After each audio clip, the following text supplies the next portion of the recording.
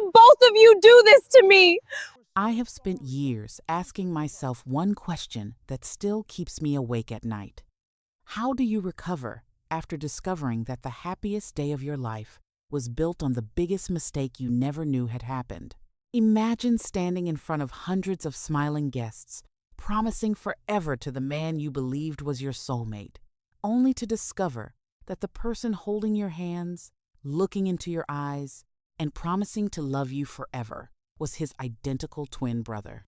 No one noticed. Not my family, not his family, not even me.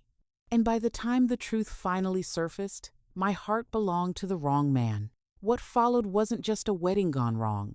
It became a story of love, guilt, sacrifice, family loyalty, impossible choices, and one secret that nearly destroyed every life connected to ours. If you've ever wondered whether destiny can make a mistake, stay with me until the very end, because this story challenged everything I thought I knew about love. Before we dive deeper, let us know in the comments where you're watching from. We'd love to hear from you. And don't forget to hit that subscribe button so you never miss any of our upcoming videos.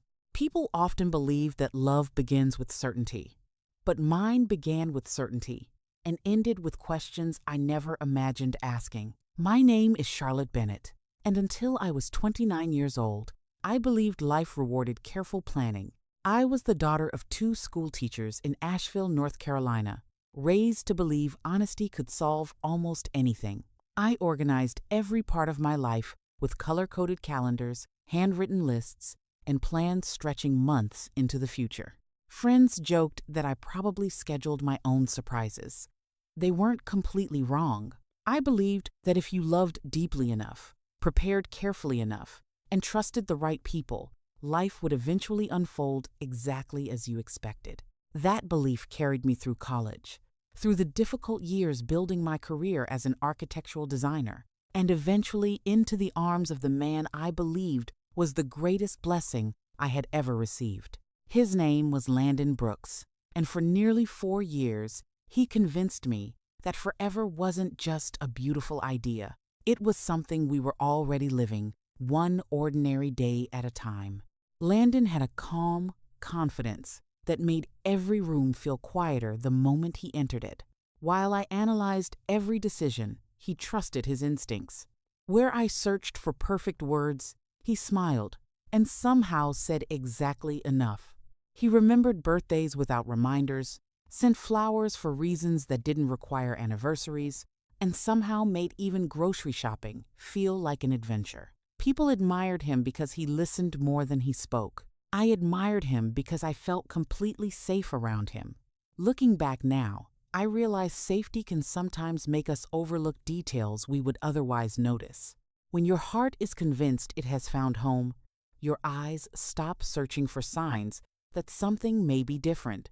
That was my first mistake, although I wouldn't understand it until much later.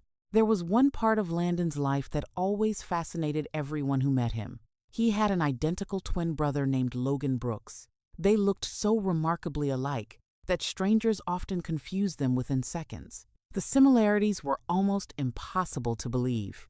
The same height, the same dark hair, the same blue eyes, the same smile. Even their voices carried nearly identical tones. As children, they had apparently switched classrooms for fun and fooled teachers for entire afternoons. As adults, they rarely played those games anymore because people eventually grew tired of the confusion. Still, every family gathering included at least one moment when someone accidentally greeted the wrong brother. Landon laughed every time it happened. Logan usually apologized before anyone could feel embarrassed. I laughed with everyone else because I believed I could never make that mistake myself. I knew Landon too well, or at least I believed I did. The differences between them seemed obvious once you spent enough time around them. Landon carried himself with quiet patience. Logan was more spontaneous and adventurous. Landon preferred peaceful weekends in the mountains. Logan loved traveling wherever opportunity appeared. Landon chose simple clothes and familiar routines. Logan enjoyed trying new restaurants, new hobbies, and meeting new people. Their parents often joked that identical faces had somehow been given opposite souls. I appreciated Logan because he respected our relationship. He was always kind, encouraging, and supportive without ever stepping beyond healthy boundaries. He became someone I trusted almost as much as Landon himself. None of us imagined that trust would soon become the center of a misunderstanding none of us could have predicted. Our wedding day arrived on one of those bright October mornings that photographers dream about. Golden leaves covered the estate outside Nashville, where the ceremony would take place. Gentle sunlight filtered through towering oak trees, covering the gardens with warm colors that made everything appear almost unreal. Months of planning had finally become reality. My dress waited inside the bridal suite. Guests filled the garden with excited conversations. Musicians tuned their instruments. My parents welcomed relatives, arriving from different states. Every minute unfolded exactly according to schedule, just as I had planned. I remember standing near the window, watching families take photographs together, feeling grateful that every difficult season of my life had somehow led me to this single moment. If someone had told me then that before sunset I would unknowingly marry the wrong brother, I would have laughed and dismissed the idea as impossible. Yet, somewhere beyond the celebration, a phone call had already changed everything, and none of us knew it yet. I wish I could tell you that someone stopped the ceremony before it was too late. I wish one person had noticed a hesitation, a confused glance, or even a single detail that didn't belong. Instead, life kept moving as though nothing unusual had happened. The vows were exchanged. The marriage license was signed. Friends raised their glasses. My parents cried happy tears. We smiled through hundreds of photographs, completely unaware that every picture captured a mistake none of us had intended to make. Looking back now, I understand why people ask how something so unbelievable could happen. The answer is painfully simple. Everyone believed someone else had already confirmed everything.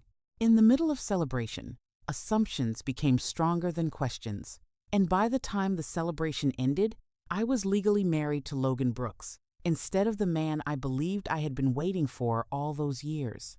The truth began only 40 minutes before I walked down the aisle.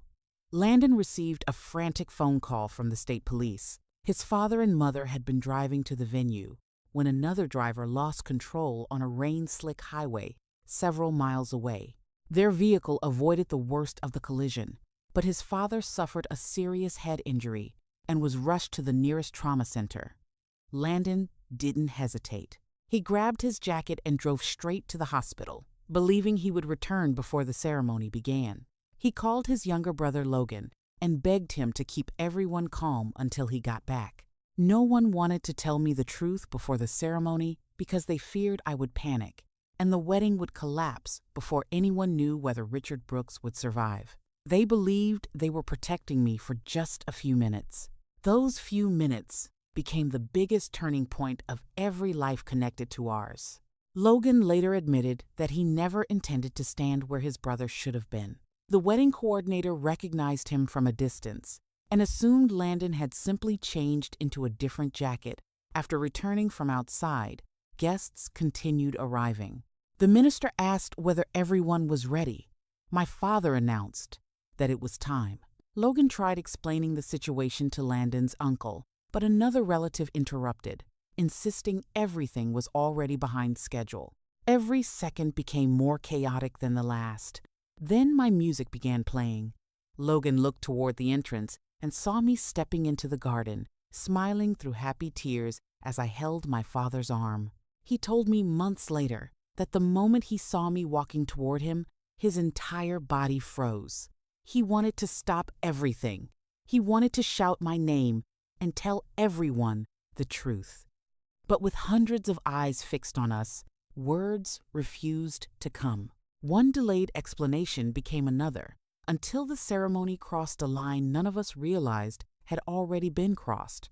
Landon finally returned almost an hour later. His father's condition had stabilized after emergency treatment, and doctors believed he would recover. He rushed toward the reception hall, expecting to apologize for arriving late, only to discover applause echoing through the ballroom as guests welcomed the newly married couple onto the dance floor. His own wedding had already happened without him. For a long time, I wondered what went through his mind in that moment. Logan later described the expression on his brother's face as complete disbelief. Neither brother spoke for several minutes. They simply stared at one another while the music continued and laughter filled the room around them. Their parents still hadn't arrived from the hospital. Most relatives assumed Landon had simply stepped outside after greeting guests. Nobody questioned why both brothers were suddenly standing together, because identical twins had always been part of the family's harmless confusion. The brothers locked themselves inside a quiet office near the ballroom. Logan kept repeating that they had to tell me immediately. Landon agreed. Neither of them wanted the marriage to continue under a lie. But before they could reach me, another phone call shattered what little certainty remained.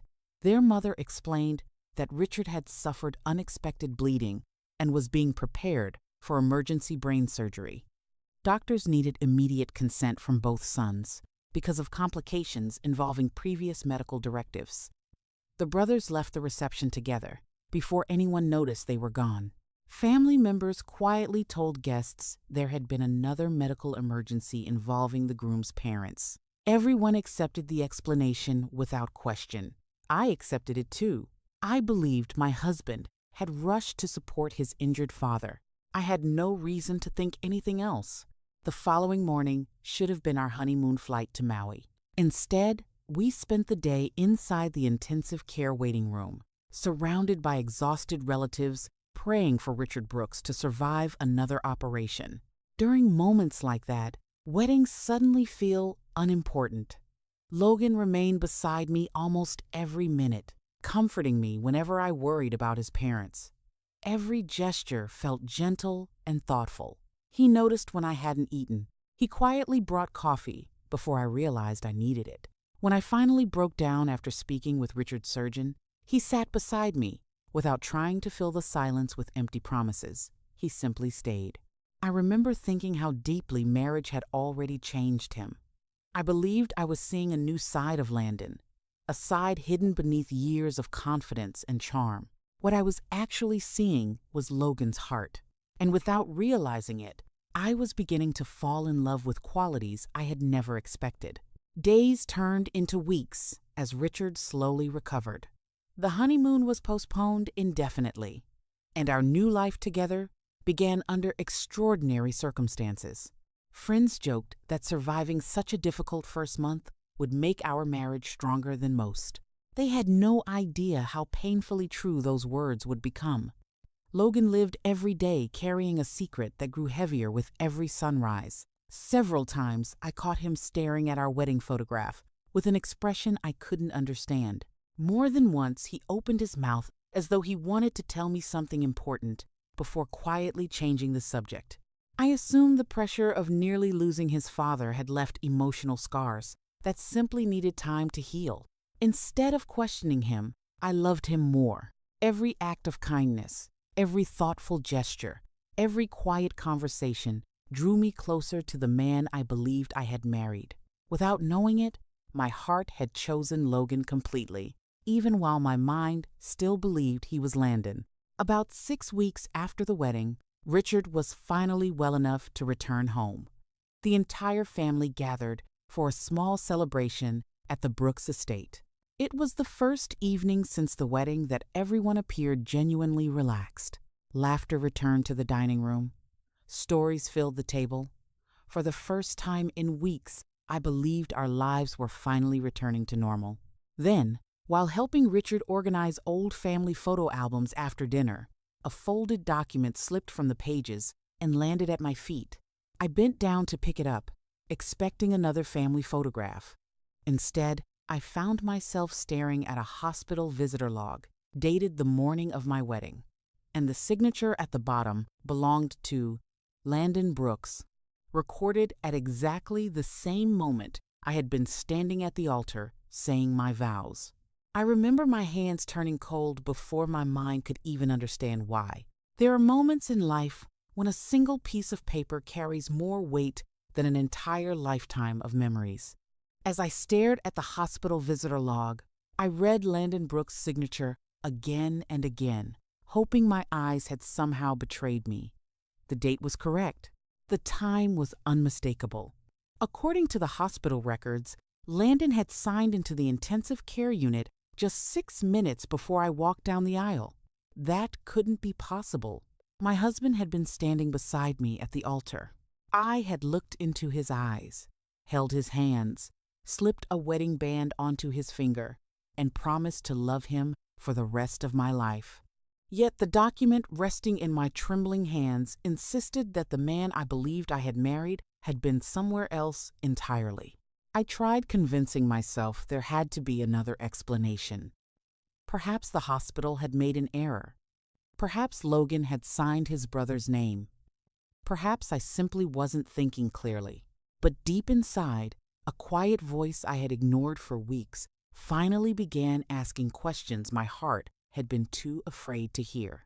That evening, I couldn't stop replaying every moment since the wedding. Tiny details I had dismissed suddenly returned with painful clarity. I remembered how Landon had begun taking his coffee black instead of with cream. I remembered how he instinctively reached for my left hand while we walked, even though Landon had always held my right. I remembered conversations where he paused before answering simple questions about trips we had supposedly taken together. At the time, I blamed stress, exhaustion, and everything their family had endured after Richard's accident. Now those memories felt completely different. They weren't signs of a man changing. They were signs of a different man trying desperately to become someone he wasn't. I waited until we arrived home that night. Logan had barely removed his jacket before I placed the hospital visitor log on the kitchen table between us. For several long seconds, he simply stared at it. He didn't ask where I found it. He didn't deny what it showed. His shoulders slowly sank, as though he had been carrying a weight far too heavy for far too long, and finally realized he could no longer hold it. Without saying a word, he pulled out a chair and sat down. I remained standing because I was afraid that if I sat, my legs would never carry me again. The silence stretching between us felt endless. Finally, he looked into my eyes, and for the first time since our wedding day, I saw something I had never noticed before. He wasn't looking at me with fear of being discovered. He was looking at me with the heartbreak of someone who knew the person he loved was about to hate him forever. His confession came slowly, interrupted by long pauses that made every sentence harder to hear. He told me about the phone call from the hospital. He told me how Landon had raced to be with their parents. He explained how the wedding coordinator mistook him for his brother, how relatives hurried everything along, and how he froze the moment he saw me walking toward the altar. He admitted they had planned to stop the ceremony before the vows, but everything happened too quickly. Then Richard's condition became critical again, pulling both brothers back to the hospital before they could explain anything. Every day afterward, they searched for the right moment to tell me. Every day became harder than the one before. Then, something happened that neither of them expected. I began falling in love with him. He said the guilt became unbearable because every smile I gave him reminded him that it had been built on a truth I didn't know. More than once, he had written a letter explaining everything, only to tear it apart before I could find it. He wasn't asking for forgiveness. He said he had already accepted that losing me was the consequence he deserved. I listened without interrupting until he finished. Then I asked the only question that mattered. Where was Landon? Logan lowered his head before answering. Landon had refused to interfere with my growing happiness after realizing something neither brother wanted to admit. The woman who had once planned to marry him was slowly becoming happier with Logan than she had ever been before the wedding. Landon watched us laugh together, comfort one another through Richard's recovery, and build a partnership that looked effortless. One evening, he told Logan words that would haunt both of them forever. He said, "She smiles differently with you." Instead of fighting for the marriage he believed should have been his, Landon chose silence because he couldn't bear the thought of destroying the happiness he saw growing between us. Hearing those words shattered something inside me. The man I thought I loved had sacrificed his own future because he believed his brother loved me more. I left the house before dawn the next morning without telling anyone where I was going. I drove for hours with no destination, stopping only when I reached the overlook where Landon had proposed nearly a year earlier. Standing there alone, I expected memories of him to overwhelm me. Instead, something unexpected happened. Every memory that brought warmth to my heart came from after the wedding. It was Logan making coffee before sunrise because he knew I had early meetings. Logan sitting beside my mother's hospital bed when she caught pneumonia. Logan leaving handwritten notes inside my work bag before difficult presentations. Logan dancing with me barefoot in the kitchen after the electricity went out during a thunderstorm. Logan remembering the name of every homeless veteran we passed on our evening walks because he stopped to speak with them whenever he could. One by one, the memories unfolded, and every single one belonged to the same man. Somewhere along the way, without realizing it, I had stopped loving the future I imagined with Landon and started loving the life I was actually living with Logan. That realization didn't erase the betrayal. It didn't excuse the silence or undo the months of deception. But it forced me to face an even more difficult truth. My heart had already made its choice long before my mind understood what had happened. The question was no longer whether I had married the wrong twin. The question was whether love could survive the truth that had finally come to light. 3 days later, I called both brothers and asked them to meet me at the small chapel where my wedding had taken place. They arrived separately, each believing I had already decided whom I wanted in my life. As I watched them walk toward me beneath the same oak trees where everything had begun, I realized that before I could choose either man, I first had to decide what kind of woman I wanted to become. And the decision I made that afternoon would change all 3 of our lives forever. People often imagine that the hardest part of a story is discovering the truth. They picture that single heartbreaking moment as the ending, believing everything afterward becomes simple. I used to think the same thing. I believed that once the secret came into the light, the answer would reveal itself. Instead, the truth only gave me a new question to live with. Standing outside the chapel where my wedding had taken place, I looked at 2 identical faces, carrying 2 completely different burdens. Landon stood with quiet dignity, prepared to accept whatever decision I made. Logan could barely meet my eyes. He looked like a man already serving a sentence he believed he deserved. For several minutes, none of us spoke. The silence wasn't uncomfortable. It was the kind of silence that arrives when every excuse has already been exhausted and only honesty remains. I asked Landon to tell me everything from his own perspective. He didn't try to defend himself. He admitted that after returning from the hospital and realizing the ceremony had already happened, every instinct told him to stop everything immediately. But then the doctors called again, explaining that Richard needed emergency surgery and that every minute mattered. Family became the priority. By the time the crisis had passed, days had already turned into weeks. He said there were countless opportunities to tell me afterward, but each opportunity disappeared whenever he saw the peace slowly returning to my face. He watched me laugh with Logan. He watched me lean on him without hesitation. He watched our marriage grow stronger through hardship instead of falling apart. Then he looked directly into my eyes and quietly said something I will never forget. "Charlotte, I stopped fighting the day I realized you weren't becoming the woman I dreamed of marrying. You were becoming the happiest version of yourself, and my brother was the reason why." Those words broke whatever anger I still carried toward him. For months, I had imagined Landon as someone who allowed the deception to continue because he wanted to avoid embarrassment or protect the family's reputation. Instead, I discovered a man willing to sacrifice the future he had planned because he believed someone else could make me happier than he ever could. It wasn't weakness. It wasn't surrender. It was love expressed through letting go. I thanked him for telling me the truth, and before either brother could misunderstand my gratitude, I hugged him, not as the man I was supposed to marry, but as someone whose kindness deserved to be remembered instead of resented. When I stepped back, I noticed tears in his eyes. They weren't tears of regret. They were the tears of someone finally putting down a burden he had carried for far too long. Then I turned toward Logan. He had barely spoken since arriving at the chapel.